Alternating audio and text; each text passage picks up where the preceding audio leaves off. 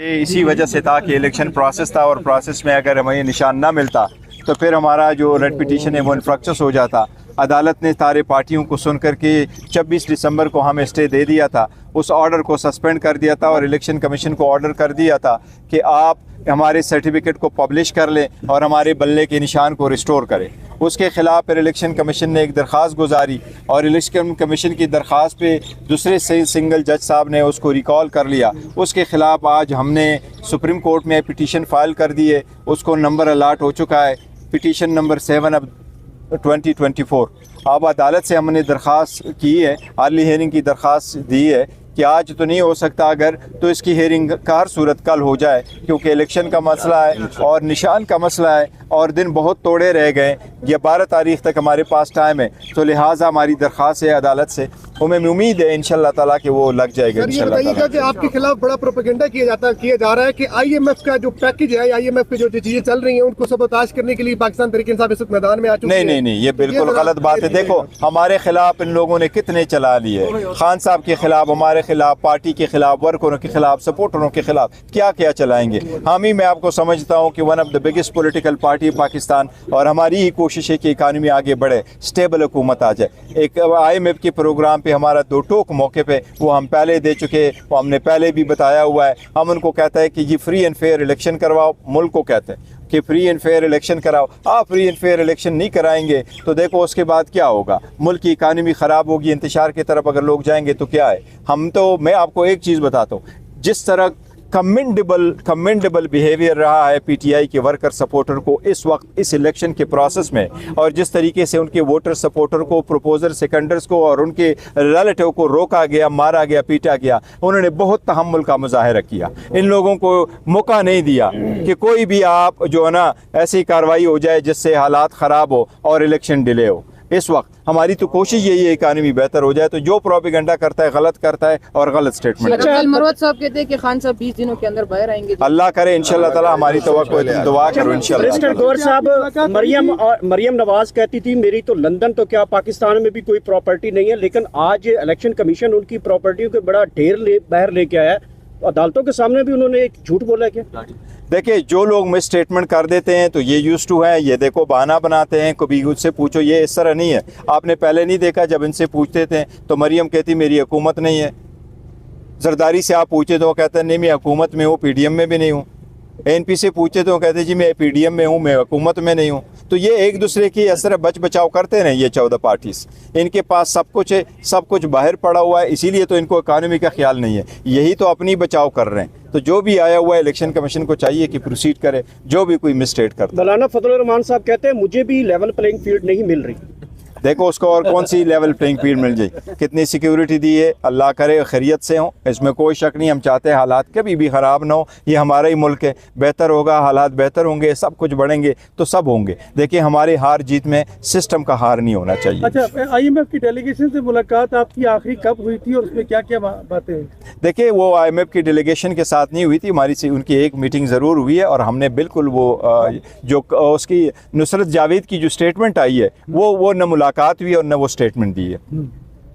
जो मुलाकात वो कह रहे हैं कि ट्यूसडे को मुलाकात हुई है, न ट्यूसडे को मुलाकात हुई है, न हमने ये कहा है कि हमने सपोर्ट विड्रॉ किया। सिक्योरिटी हालात पे आप क्या इत्मीनान? सिक्योरिटी के मैं समझता हूँ अल्हम्दुलिल्लाह सिक्योरिटी के हालात बेहतर है और बेहतर हो रहे हैं स्लोली ग्रेजुअली। अदरवाइज जो हालात है पूरे मुल्क सबके आपके सामने हैं, अल्लाह करे और ही बेहतर हो। और सिक्योरिटी को बड़ा सीरियसली लेना चाहिए और सिक्योरिटी का इशू पॉलिटिकल नहीं है, वो पूरे मुल्क का मुश्तरका इशू है और सीरियसली लेना चाहिए। और हम सपोर्ट करेंगे। अंदिया दिया है कि 13 तारीख को सरप्राइज देंगे और हो सकता है कि वो पाकिस्तान तहरीक इंसाफ में जो है फवाद चौधरी भी वापस चल जाए, तो खान साहब इस चीज़ को एडजस्ट कर लेंगे। देखिए 13 तारीख में अभी कुछ दिन है, इंशाल्लाह देखेंगे। सरप्राइज बाकी है इसका मतलब है? देखो कोई नहीं कहा जा सकता, लेकिन नहीं ऐसी कोई सरप्राइज तो मेरा नहीं ख्याल है। उम्मीद नजर आ रही है जिस तरह से मिसिंग पर्सन का मामला है, आपके लोगों को उठाया गया और काजी साहब तो सुनना नहीं चाह रहे आप लोगों को। नहीं देखो सुप्रीम कोर्ट सुन रही है, काजी साहब उसके चीफ जस्टिस है अल्हम्दुलिल्लाह, और इंशाल्लाह रुकेंगे। जिस तरह हमारे और पिटिशनरों का एक ख्वाहिश है कि ये केस सुना जाए, इसी तरह जज की आईनी कानूनी जिम्मेदारी है कि उसको देख कर के सुने। वो जैसे फिर मुनासिब समझते उस हिसाब से वो ऑर्डर पास करते हैं और रूल ऑफ फाइनलिटी अप्लाइज। यही कॉन्स्टिट्यूशनल मैकेनिज्म है कि जो सुप्रीम कोर्ट करे वही फाइनल है। तो हमारी भी सुप्रीम कोर्ट से इस्तदा है कि नहीं, उसी तरह नहीं, ये मैटर बहुत सीरियस है। आप खुद देखिए 70% लोगों का इस पार्टी के साथ इतना लगाव है, तो आप एक पार्टी को अगर करेंगे और पार्टी बगैर निशान के इलेक्शन में जाएगी और सारे लोग बगैर निशान के कॉमन सिंबल के इलेक्शन लड़ेंगे, तो हॉर्स ट्रेडिंग का तो आपने बुनियाद अभी से रख ली है। सर जी बल्ले का निशान जो है आपको वापस मिल जाएगा इंशाअल्लाह ताला, वापस मिलेगा इंशाअल्लाह। 9 जनवरी को जो केस लगा हुआ है आपका पेशावर हाई कोर्ट में फुल बेंच, हाँ, उसका इंतजार नहीं करना चाहिए था? नहीं, देखो वो अलग चीज़ है, उसका अगर हम करें तो वो मेरिट पे है, वो तो अभी चलेगा और उसमें बहुत सारे इशू है, लेकिन साथ ही जो है और लीगल पॉइंट्स है वो इंशाल्लाह ताला उस पर भी फैसला होगा। लेकिन स्टे हर सूरत बहाल होना चाहिए था और अदालत ने तब जाके तो सारी पार्टी 4 घंटे सुन के स्टे दे दिया था। तो हम सुप्रीम कोर्ट से ये इस्तदा कर रहे हैं कि आप ये भी डायरेक्शन दे कि वो 9 तारीख को ही फैसला करे, लेकिन साथ ये भी दे कि आप उसको ये ऑर्डर जो है सस्पेंड कर दे। देखिए वो इंटरम ऑर्डर है, वो इंटरम ऑर्डर के खिलाफ हम आए हैं, वो अदालत कल देखेगी इस मैटर को, वाकई मेरिट उस पर लगा हुआ है। लेकिन अगर किसी वजह से सुनवाई नहीं होती या अगर हो भी जाए और ऑर्डर आने में देर है, तो हमारे पास सिर्फ एक दिन बच जाएगा, 11 तारीख, जो एक दिन में अगर होगा तो ये बहुत बड़ा नुकसान हो जाएगा ये सारे, क्योंकि अगर ये कोई भी और मसला होता other than allotment of a symbol फिर शायद हो सकता था, लेकिन इसकी अर्जेंसी की वजह से हम सुप्रीम कोर्ट आए कि मुनासिब ऑर्डर पास करें। सर साहब ये बताइएगा कि एक मिनट आप बताइएगा किन किन चैलेंजेस का सामना है आईनी तौर पर या वैसे ग्राउंड पर? देखिए, हमें जो सबसे ज़्यादा चैलेंजिंग का पूरे मुल्क को इस वक्त सामना करना है वो पॉलिटिकल इंस्टेबिलिटी है, वो एक इकनॉमिक जो डाउनफॉल है इसका है।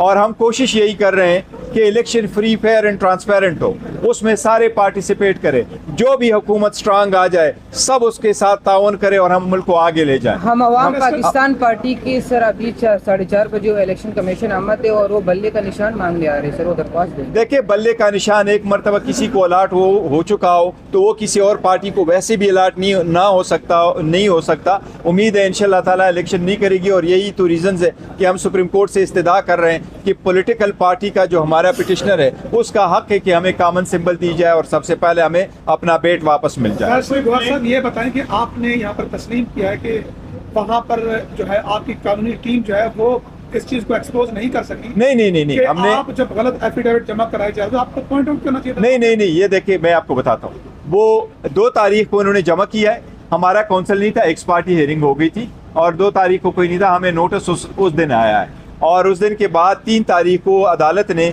उसको विकेट किया है। 3 तारीख का इशू ये है कि 3 तारीख को हमारे यहाँ भी केसेस थे, खान साहब के साथ भी मिलना था और अदालत से यही इस्तदा की गई थी पेशावर में भी कि मेहरबानी कर ले, एक ही दिन ने बीच में, आज का दिन था।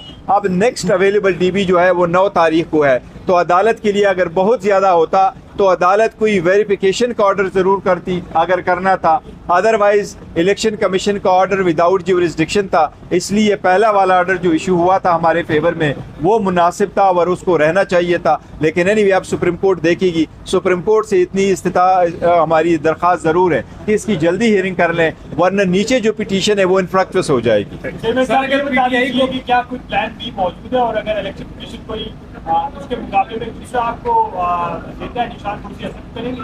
देखिए, प्लान बी तो ज़रूर पार्टी रखती रहती है, लेकिन हमारी पहली कोशिश यही है कि हमारा बल्ला मिल जाए और अगर बल्ले पे जो भी कोई है, हमने रिक्वेस्ट की हुई है कॉमन सिंबल हमें मिल जाए। पॉलिटिकल पार्टी जब कैंडिडेट स्प्लिट करती है तो उस पॉलिटिकल पार्टी के साथ एक सिंबल होना चाहिए जिस पे वो इलेक्शन में जा सके। तो हम भी एक ही इलेक्शन सिंबल मांग रहे हैं कि पॉलिटिकल पार्टी को आप विदाउट सिंबल ना छोड़ें। ये सारे पाकिस्तानी अवाम की बुनियादी हकूक़ का मसला है, ये वोटरों का मसला है। लोग कंफ्यूज नहीं होने चाहिए, डिसइनफ्रेंचाइज नहीं होने चाहिए। पॉलिटिकल पार्टी को ऐसे आप डिसॉल्व करके इसे ख़त्म कर दे, ये बिल्कुल गैर यकीनी है और मैं समझता हूँ जमहूरियत के खिलाफ बहुत बड़ी साजिश होगी अगर ये कामयाब हो जाती है। मंजूर जो मुस्तरद हुए थे वो मंजूर होना शुरू हो गए, बहुत सारे रहनुमाओं के हुए भी हैं, इस पे क्या कहेंगे? क्या देखिए, इंशाअल्लाह ताला सारे जितने कागजात उन्होंने नामंजूर कर लिए थे जिस भी ग्राउंड पे किए, इंशाअल्लाह ताला जब अदालत के पास जाएंगी, पहले दिन से हम कहते चले आ रहे हैं कि हमें अदलिया पे पूरा एतमाद है, इंशाअल्लाह ताला अदलिया इंसाफ करेगी और सारे रिस्टोर होंगे। एक बात है,